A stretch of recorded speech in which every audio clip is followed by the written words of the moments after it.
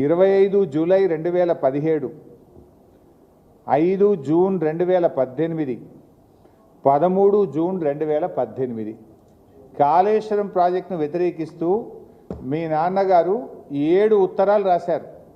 కానీ నిన్న లోకేష్ గారు మేము కాళేశ్వరం ప్రాజెక్టును వ్యతిరేకించామా అని సన్నాయి నొక్కులు నొక్కుతా ఉన్నారు. కావాలంటే ఇవన్నీ పంపిస్తే చదువుకోండి. ఇందులో ఎంత అన్యాయంగా మాట్లాడతారు అంటే అది కూడా చదివి వినిపిస్తా. In view of the above, రాసి 18వ paragraphలో it is requested that the clearance of technical advisory committee for the Kaleshwaram project of Telangana may please be reviewed as in case of the Kaleshwaram project requires to be approved by the Apex Council. Meanwhile, the state of Telangana be directed not to proceed with further execution of the Kaleshwaram project until provisions of AP Reorganization Act are complied with. అంటే మీరు ఇచ్చిన అనుమతులు నిలిపివేయండి, project పనులు ఆపివేయండి అని ఏమంటారు? AP reorganisation act ప్రకారంగా అన్ని అనుమతులు కావాలి అని. ఇది కేంద్ర ప్రభుత్వం మన ఎస్కే జోషికి ఆనాటి వాటర్ రిసోర్స్ సెక్రటరీ రాసిన లేఖ. Kaleshwaram is not a new project, ఇది ప్రాణహిత చేవేళ్లలో అంతర్భాగము. అందువల్ల దీనికి ఏపీ రీఆర్గనైజేషన్ యాక్ట్ రూల్స్ వర్తించవు అని స్పష్టంగా ఆనాడు ఒక సమావేశంలో నిర్ణయించి మన రాష్ట్రానికి కమ్యూనికేట్ చేశారు. దీని ప్రకారంగా తీసుకోవాల్సినటువంటి 11 అనుమతులను కూడా కాళేశ్వరం ప్రాజెక్టుకు మేము తీసుకున్నాం. అన్ని అనుమతులతో కాళేశ్వరం ప్రాజెక్టును కట్టడం జరిగింది. కానీ మీరేమంటారు? మేమైనా కాళేశ్వరంను అడ్డుకున్నామా?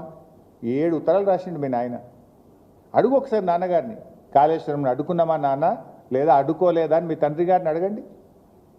అడిగి మాట్లాడితే బాగుంటుంది. ఇలా ఏమర్థమవుతా ఉంది? కాళేశ్వరం మీద కుట్ర చేసి మేడిగడ్డ నుండి నీళ్లు ఎత్తిపోయకుండా నీళ్ళన్నీ కిందికి ఆంధ్రప్రదేశ్కు రావాలని కుట్ర చేసినట్టుగా అనిపిస్తూ ఉంది. అంటే తెలంగాణలో కట్టిన ప్రాజెక్టులను నిర్వీర్యం చేయాలి, ఆంధ్రప్రదేశ్లో మాత్రం అక్రమ ప్రాజెక్టులు కట్టి తీరాలి.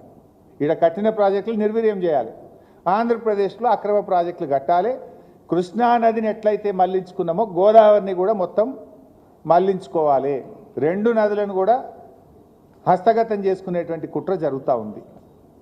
అంటే ఆ రోజు తెలంగాణ రాష్ట్రంని అడ్డుకోవడానికి శతవిధాల అడ్డుపడ్డారు మీరు. ఈరోజు తెలంగాణ నీళ్లు వాడుకోకుండా ఇవాళ జలద్రోహం చేస్తూ ఉన్నారు, అడ్డుపడతా ఉన్నారు. మేము ఊరుకోం, మీ ఆటలు సాగనీయం.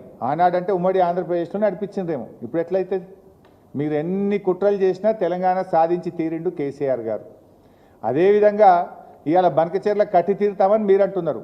బనకచెర్ల అడ్డుకొని తీరుతాం మేము. మాకు అడ్డుకోవడం కూడా తెలుసు, ఎట్లా అడ్డుకోవాలో కూడా మాకు తెలుసు.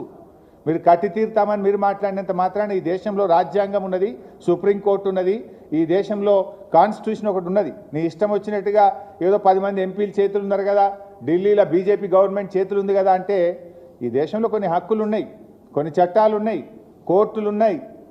మాకు కూడా తెలుసు దాన్ని ఎట్లా అడ్డుకోవాలనో.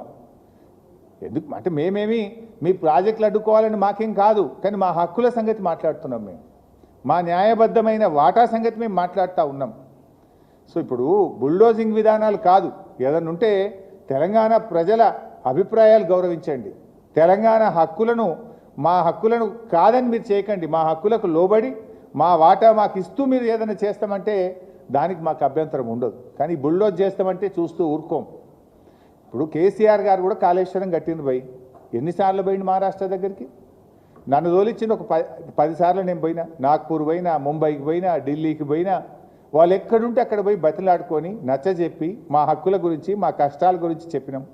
స్వయంగా కేసీఆర్ గారు కూడా 3 సార్లు ముంబైకి వచ్చి అక్కడ ముఖ్యమంత్రి గారిని, గవర్నర్ను, అధికారులందరినీ కూడా కలిసి ఒప్పించి మెప్పించి మేము కాళేశ్వరం ప్రాజెక్టు కట్టాం. కానీ మీరేంది బుల్డోజ్ చేస్తామంటున్నారు.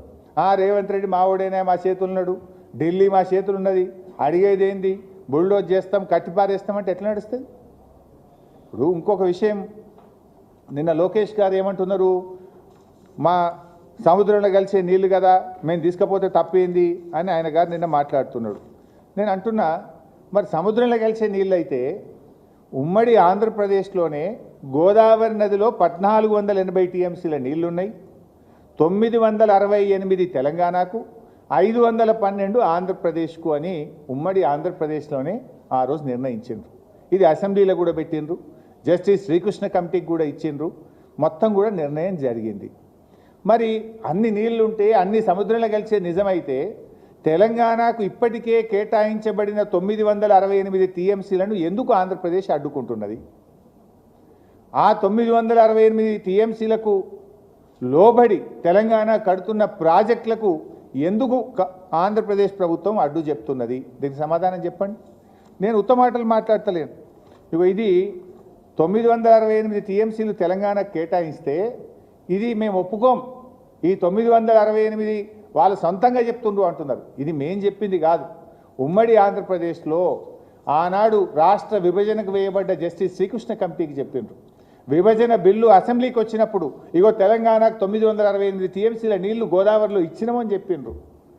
కృష్ణాకు 299, ఆ 299 పంచాయతీ కూడా ఆడికెళ్ళి పుట్టిందే. ఇది దాని మీద ఆంధ్రప్రదేశ్ ఏమన్నదో ఒకసారి నేను చదివి వినిపిస్తా.